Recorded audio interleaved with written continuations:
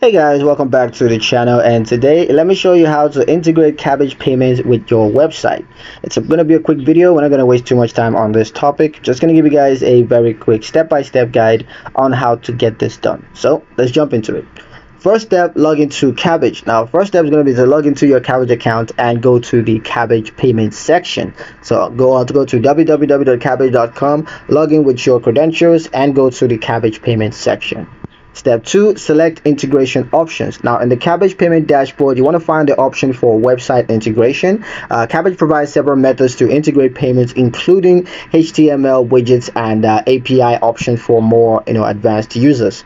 Step 3, copy integration code. Now Kabbage is going to generate an integration code for your website. This code will allow you to add a payment button or payment form to your site. Just copy the code provided by Kabbage. Step 4, paste the code into your website. Now you want to open your website's HTML editor or CMS like WordPress and stuff, and just paste the Kabbage payment integration code where you want the payment option to appear. Step 5, test the integration. Now before going live, you want to test the payment integration by making a small payment just to ensure that everything is working correctly. Check for any issues with the payment flow or user experience.